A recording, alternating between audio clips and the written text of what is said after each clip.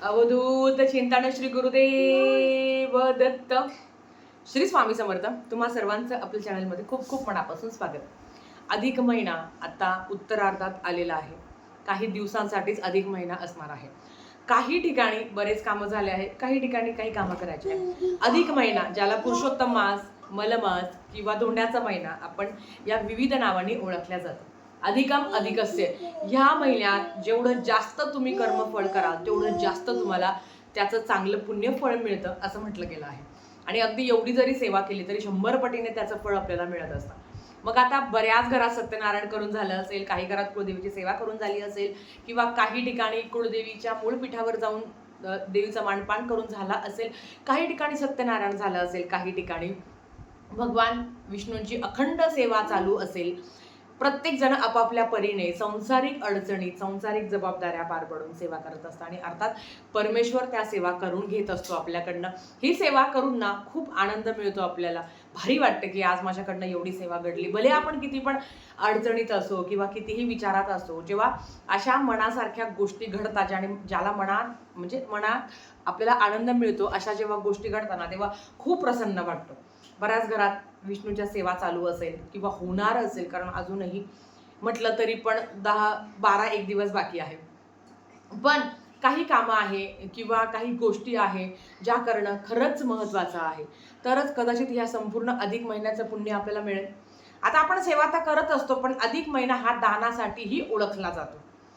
आपण आपल्या घरच्यांना, म्हणजे मग आपल्या लेकीला, कारण लेक आणि जावई हे साक्षात लक्ष्मीनारायणाचा जोडा मानलेला आहे, आणि त्यांना वाण देणं, त्यांना वाण लावणं, आपण ह्या गोष्टी करत असतो. यथाशक्ती वाण देत असतो, यथाशक्ती दोंडा करत असतो, आणि तो समोरच्याने सुद्धा यथाशक्ती स्वीकारावा. आता सगळ्यात महत्वाचं येतं दान. मग आपण 33 अनारसे दान करत असतो, 33 बत्ताशे दान करत असतो, 33 दीपदान पण करत असतो. आणि जोपर्यंत दीपदान होत नाही ना, तोपर्यंत या संपूर्ण अधिक मासाचं फळ मिळत नाही.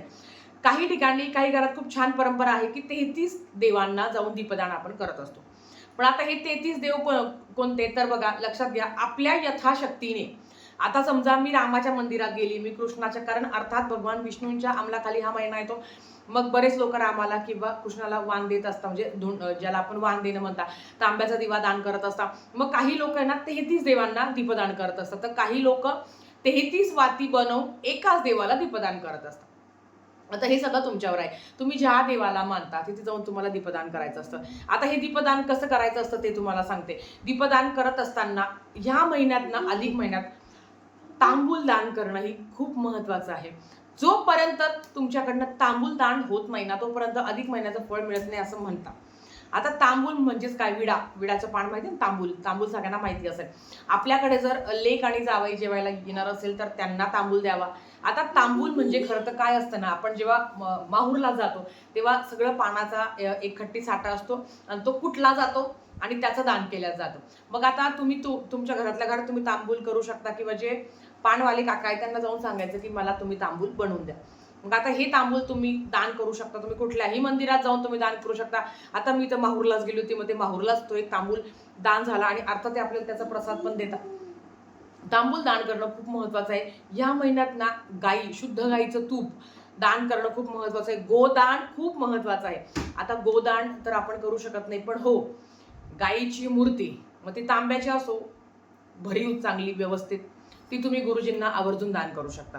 33 दीपदान पण तुम्ही गुरुजींना करू शकता. तुम्ही अगदी तांबूलही गुरुजींना दान करू शकता, तुमची इच्छा. किंवा जर कोणी घरात येणार असेल, कोणीतरी तुमच्याकडे धोंड्याला येणार असेल, त्यांना पण तुम्ही गोदान देऊ शकता, किंवा गुरुजींना दिलं तर अति उत्तम. कारण काय होतं ना, बऱ्याच वेळा असं होतं, मग ताई, मग ते गाय वासरू आहे त्याचं काय करायचं? मग आई एक तर आपल्याला ऑलरेडी एवढ्या वस्तू देत असते, मग त्यांनाही सांगा, जर तुम्हाला गोदान करायचं असेल तर गायची मूर्ती तुम्ही कुठल्याही गुरुजींना तुम्ही दान करू शकता. याच्याच बरोबर जेव्हा आपण दीपदान करत असतो ना, बरेच लोकांना तुपाचा दिवा लावतात आणि तो दान करत असतो. आता खरं तर म्हणजे नदीकाठी जे वाहतं पाणी ना, तिथे पण दीपदान करायचं असतं. आता प्रत्येक गावात वाहतं पाणी आहे का? नाही. मग तुम्ही ज्या देवाला मानता तिथे तुम्ही 33 दिवे लावू शकता. ते बारीक बारीक दिवे मिळतं बघा, तांब्याचे. यथाशक्ती करायची असतं, मग बारीक बारीक दिवे छानपैकी दीपदान करायचं. आणि हे करून काय मिळणार आहे? तर अर्थात आनंद मिळणार आहे, आणि या सेवेचं कर्मफळ तुम्हाला अधिकम अधिकस्य नक्कीच मिळणार आहे. ज्या काही अडचणी आहे आपल्या, त्या कमी होण्यास मदत होतच असते. आता आता हे सगळं झाल्यावर सगळ्यात महत्वाचं येतं की ताई आजकाल आपण गंगेच्या ठिकाणी जरी गेलं तरी निर्माल्यात आपल्याला काही ठिकाणी दीपदान, म्हणजे आता आम्ही जरी गंगेवर गेलो तर डायरेक्ट आपण पाणी, म्हणजे आता तर पाणी खूप कमी झालंय, पण आता पाऊस झाल्यामुळे त्या गंगेला पाणी वाढेल, मग आपण दीपदान करू शकतो आणि ते हळूहळू जातं, तेवढी ती स्वच्छता पण राखली जाते. पण आपल्या मनाला पण असतं की बापरे, या पाण्यात मी टाकते आहे, मग निर्माल्य होणार किंवा पाणी पण दूषित होणार. मग अशा वेळेस तिथे जवळपास तिथे तुम्ही दीपदान करू शकता. जेवढं होईल तेवढं तो दीपदान प्रज्वलित होतं. किंवा ज्यांना वाटतं की ते आमच्या घराजवळ नदीकाठी नाही आहे किंवा कुठलं पण नदीकाठ नाही आहे, मग तुम्ही कुठल्याही मंदिरात जाऊन तुम्ही दीपदान करू शकता. आता अशा कमेंट्स येतात की ताई, देवाला जेव्हा दिवा लावतो तेव्हा तुपाचाच लावायचा की तेलाचा लावायचा, ही तुमची मर्जी आहे. तुम्ही जर तुपाचा लावणार असाल तर शुद्ध गायचं तूप होतं, म्हणजे ते एक दाणाचा पण भाग होतो. आणि ज्यांना तेलाचा दिवा लावायचा आहे तर त्यांनी तिळीच्या तेलाचा दिवा लावावा. आपल्याला पण माहिती आहे की जेव्हाही आपण देवघरात तिळीच्या तेलाचा दिवा लावत असतो ना, तेव्हा आपल्या घरात पण जी काही नकारात्मकता आहे, जी काही निगेटिव्हिटी आहे आपल्या घरातली असो किंवा आपल्या आयुष्यातील असो, त्या हळूहळू कमी होतात आणि एक सकारात्मक ऊर्जा येते. आणि तिळीचा दिवा जेव्हा घरात लावतो ना, तेव्हा त्या तिळीच्या तेलाच्या धुराने सुद्धा जी काही निगेटिव्ह वाईब्स आहे ना, त्या खूप जास्त प्रमाणात कमी होतात आणि आपल्याही घरात सकारात्मक ऊर्जा नांदते. आणि तिळीच्या तेलाचं अजून एक महत्त्व पण असं आहे की हे दीपदान केल्याने ना आपल्याला पितृदोष पण असेल किंवा नसेल तो सुद्धा कमी होतो. तर नक्कीच तुम्ही 33 दीपदान करू शकता. मग तुम्ही 33 ठिकाणी दिवे लावू शकता. मग त्याच्यामध्ये घराच्या बाहेर आहे, देवाजवळ आहे, तुळशीजवळ आहे. एक दिवस असा ठरवायचा. आता तर बघा, हा संपूर्ण अधिक मासामध्ये ना प्रत्येक दिवस खूप महत्वाचा आहे. तुम्हाला जेव्हा वाटेल ना तेव्हा तुम्ही दीपदान करू शकता. कृष्णाला वाण देता, भगवान शंकरांना, सगळे तुम्हाला ज्यांना वाण देण्याची इच्छा आहे त्यांना तुम्ही वाण देऊ शकता, देवांनाही, आणि दीपदान करू शकता. दीपदानाला खूप महत्व आहे. हा जो अधिक महिना आहे ना मैत्रिणींनो, आता ही सेवा तर आपण नेहमी म्हणत असतो की दीपदान करा, दीपदान करा, दीपदान करा. का? जेव्हा तुम्ही गरुड पुराण जर तुम्ही ऐकलं असेल ना, तर जेव्हा जेव्हा पितरांना दीपदान केल्या जातो ना, ते त्यांच्या उपयोगासाठी असतं, ते त्यांच्या मदतीसाठी असतं. आणि आपण दीपदान करून काहीच मागू नका. जेव्हा आपण एखादी गोष्ट दान करत असतो आणि आपण तेवढे पात्रतेचे नाही आहे की आपण काहीतरी मोठं दान करू, पण जेवढं होईल तेवढं दान करत असतो ना, तेव्हा फक्त कृतज्ञता असावी, फक्त ग्रॅटिट्यूड असावं की जे काही दिलं आहे त्याच्यासाठी धन्यवाद. आणि मी तुम्हाला पण सांगेल की तुम्हाला जर दीपदान करायची इच्छा असेल यथाशक्ती, किंवा तुमची जर असेल तर तांब्याचे मोठे मोठे दिवे पण तुम्ही दान करू शकता.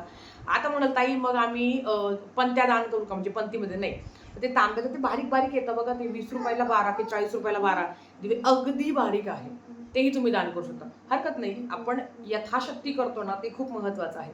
जेवढी जमेल तेवढी सेवा करण्याचा प्रयत्न करावा. आणि दान धर्म, दीपदान खूप महत्वाचा आहे.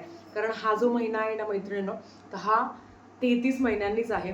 बऱ्याच वेळा असं ऐकलं जातं, घे ग बाई धोंडा करून, किंवा देतोय तर घे ग बाई, पुढच्या धोंड्याला पण आम्ही राहतो नाही राहत.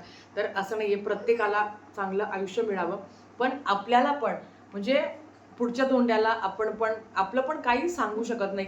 तर हा धोंडा भेटला आहे, दीपदान करायला मिळाला आहे, याचाच आनंद व्यक्त करावा आणि दीपदान करावं. कारण जे काही करू ते आपल्यासोबत येत असतं आणि परमेश्वर आपल्याला भरभरून देत असतो, यात काही शंका नाही.